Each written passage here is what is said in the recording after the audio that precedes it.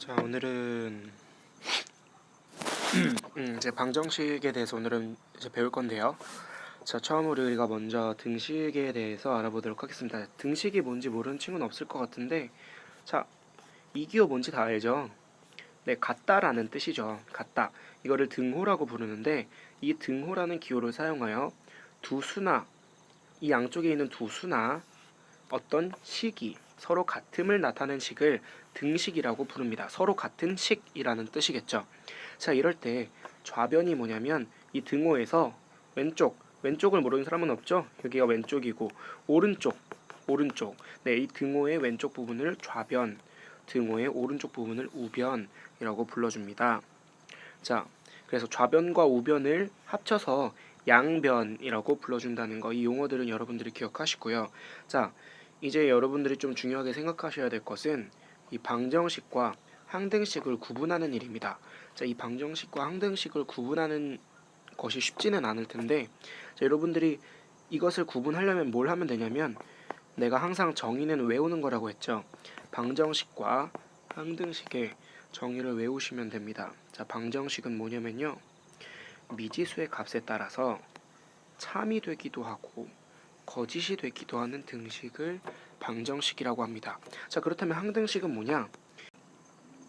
미지수가 어떤 값을 갖더라도 항상 참인 등식이라고 나와 있죠. 자, 방정식과 항등식의 차이는 뭐냐면 둘 다 문자를 가지고 있는 어떤 미지수를 가지고 있는 식이에요. 미지수를 가지고 있는 등식인데, 방정식은 그 문자에 어떤 숫자를 넣느냐에 따라서 이 식이 참이 되기도 하고 거짓이 되기도 한다는 거예요. 자, 항등식은 항상 참이 된다는 거예요. 항상 같은 식이라는 뜻이죠. 방정식과 항등식, 이 두 개의 차이를 잘 알아두셔야 됐고요.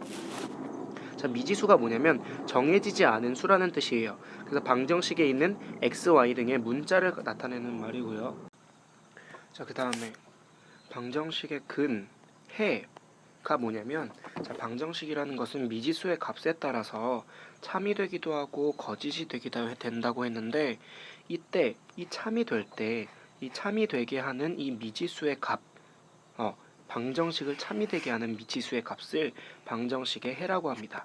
그래서 이 방정식의 해를 구하는 것을 방정식을 푼다라고 말을 해줍니다. 여기 나와 있죠. 방정식을 푼다. 자, 항등식은 미지수가 어떤 값을 갖더라도 항상 참이 되는 등식. 예를 볼까요? 자, x 플러스 2x는 3x. 자, 좌변 더하면 오른변이랑 완전 똑같게 되죠. 그래서 3x는 3x의 모양이 된다는 거예요. 그래서 이거에다 x에다 뭘 넣든 어차피 똑같잖아요. 그죠? 그래서 이런 식으로 미지수가 어떤 값이 들어가더라도 항상 참이 되는 등식을 항등식이라고 해줍니다. 자, 이제 우리가 등식에 대해서, 그리고 방정식과 항등식이 무엇인지에 대해서 배웠는데, 이제 우리가 방금 배운 등식에 대해서 등식이 어떤 성질을 가지고 있는지를 우리가 좀 알아봐야 될 것 같아요. 자, 우리가 방정식을 풀려면 여기 있는 이 성질들을 자유자재로 쓸 줄을 알아야 되는데, 자, 굉장히 간단합니다. 첫 번째로 등식의 양변이 아까 뭐라고 했죠? 좌변과 우변을 합쳐서 양변이라고 했습니다. 등식의 양변에 같은 수를 더하여도 등식은 성립한다. 즉 A는 B이면 좌변과 우변, 즉 양변에다가 같은 C라는 숫자를 더해줘도 똑같다는 거예요. 예를 들어서 1과 1이 같은데 양쪽에다 2씩 더해줘도 똑같을 거 아니에요. 네, 이 말이고요. 자, 같은 식으로 같은 수를 빼줘도 성립하고 같은 수를 곱하여줘도 성립을 합니다. 네, 나누어줘도 성립을 하는데, 단 우리가 여기서 하나 기억해야 될 것은 0이 아닌이라는 거죠. 0이 아닌. 자, 수학에서 분모에 0이 들어가는 것, 즉 0으로 수를 나누는 것은 불가능하기 때문에 0이 아닌 수로만 우리가 나누어 준다면 양쪽에서 같은 수로 나누어도 등식은 성립한다 라는 것을 우리가 볼 수 있고요. 자, 이제 우리가 방금 배운 이 등식의 성질을 이용해서 방정식을 이제 어떻게 푸는지에 대해서 알려줄 거예요. 자, 미지수가 x인 방정식을 풀 때에는 방정식을 푸는 게 뭐라고 했죠?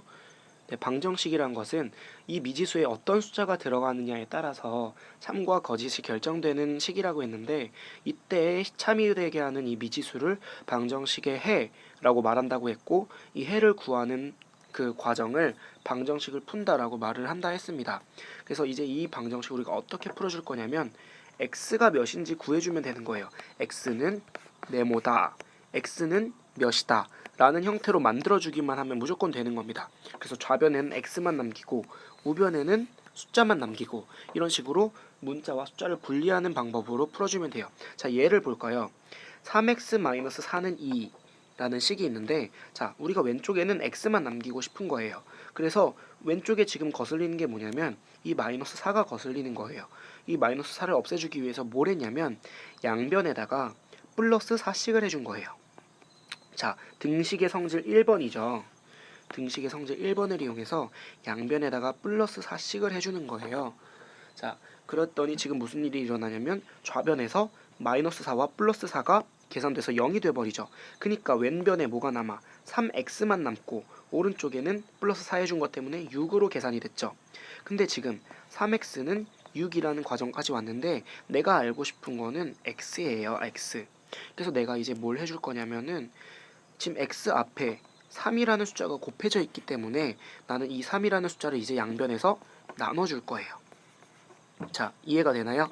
내가 x만 남겨주기 위해서 x 앞에 곱해져 있는 3을 없애기 위해 양변에서 3을 나눈다. 그러면은 왼변에는 x만 남고 오른쪽은 약분되어서 2. 그래서 x는 2다 라고 하는 것을 구할 수 있게 되는 거죠. 자, 밑에도 한번 여러분들이 멈춰놓고 한번 이 과정을 보시기 바랍니다. 자, 우리가 방정식을 이제 어떻게 푸는지에 대해서 알아봤는데, 방정식을 푸는 방법은 왼변에는 x만 남기고 오른변에는 숫자만 남기면 되는 거였죠.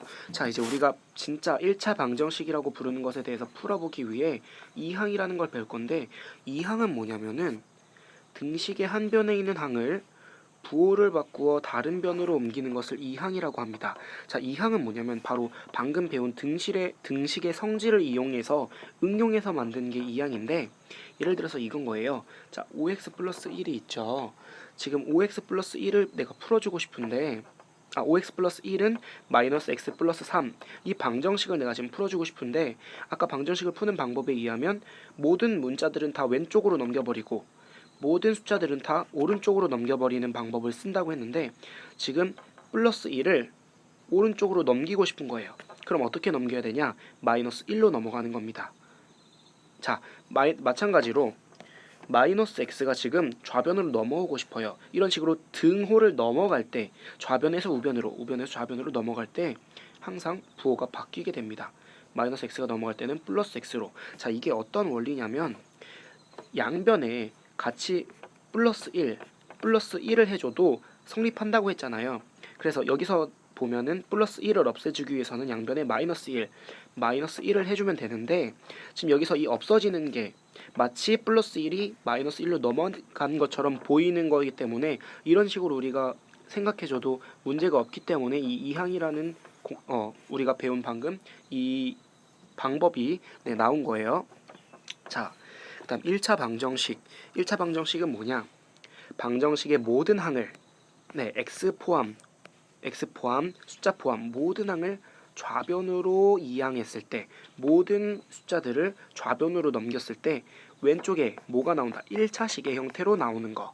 1차식은 0이다 라는 형태로 나오는 방정식을 1차 방정식이라고 합니다. 그래서 예를 보시면요, 이 좌변에 지금 3x-5 1차식이죠. 그래서 1차 방정식이 맞는데 밑에 걸 보시면 좌변이 뭐예요? 2차식이죠. 그래서 이건 1차 방정식이 아니라 2차 방정식이라고 말해줍니다. 자, 1차 방정식의 풀이법. 1차 방정식 어떻게 풉니까? 간단합니다. 일단 다 풀어요. 괄호가 있으면 모두 풀어버리고 x가 들어가 있는 항은 모두 왼쪽으로, 숫자만 있는 항은 모두 왼쪽 우변으로, 오른쪽으로 이항한다. x를 들어있는 건 모두 왼쪽, 숫자만 있는 건 모두 오른쪽. 이런 식으로 숫자와 문자를 분리해 준다는 거예요. 자, 그래서 양변을 간단히 하고 계산해서 뭘로 꼴로 고친다, 나누해를 구한다. 자, 밑에 예를 보시면 돼요. 괄호 풀었죠? 괄호를 풉니다. 자, x는 넘어가야겠죠? 숫자는 넘어가야겠죠? 자, 넘겨서 정리를 합니다. 3x, x가 지금 넘어갔기 때문에 빼기 x가 됐고 플러스 3이 넘어갔기 때문에 마이너스 3이 됐죠. 그래서 이 각각 정리한 걸 계산해주면 3x-x는 2x, 마이너스 5 마이너스 3은 마이너스 8 했는데, 자 2x 마이너스 8까지 했는데, 자 우리가 아까 배운 거였는데 우리가 알고 싶은 게 결국 x라는 거예요. 그래서 나는 2는 필요 없다. 그래서 양변에서 1을 나눠준다. 없애고 약분돼서 x는 마이너스 4다 라고 구해주는 겁니다. 자 마지막으로 조금은 복잡한 1차 방정식의 풀이에 대해서 배워보도록 하겠습니다. 여기 굉장히 간단한 게 이 개수가 뭐냐, 문자 앞에 곱해져 있는 숫자를 개수라고 하죠. 자 이때 이 방정식에서 문자들 앞에 곱해져 있는 숫자들이 소수거나 분수면 우리가 계산하기가 굉장히 까다로워집니다. 그래서 이걸 우리가 이제 편하게 계산하기 위한 방법을 알려줄 건데 굉장히 간단해요. 자 소수일 때는 소수점을 없애면 됩니다. 어떻게 없애죠? 10의 거듭제곱의 형태를 곱하면 됩니다. 양변에 10을 곱하던가 100을 곱하던가 1000을 곱하던가. 네, 소수점이 한 자리까지 있으면 10을 곱해버리면 될 거고, 양변에 10을 곱해주면 이렇게 되겠죠. 소수점이 없어지면서 정수의 형태로 바뀌겠죠. 만약에 소수점이 두 자리면 100을 곱하면 될 거고, 소수점이 세 자리면 1000을 곱하면 될 거고, 이런 식으로 10의 거듭제곱의 형태를 곱해주면서 소수점을 없애줘 버리면 되고요. 저 개수가 분수일 때는 이 각 분모의 최소 공배수를 곱해주면 됩니다. 예를 들어서 3과 2의 최소 공배수 몇이죠? 6이죠. 네, 그래서 최소 공배수인 6을 양변에 곱해주면 분모가 둘 다 약분될 수 있게 되죠. 그래서 우리가 좌변과 우변에 있는 개수들이 정수의 모양으로 바뀔 수가 있게 됩니다. 그래서 쉽게 생각하시면 소수일 때는 10의 거듭제곱의 형태, 분수일 때는 양변 분모의 최소 공배수를 양변에 곱해주시면 정수의 형태로 나오는 거고요. 그 다음부터는 우리가 방금 배웠던 그 방법에 의해서 1차 방정식을 풀어주시면 되겠습니다.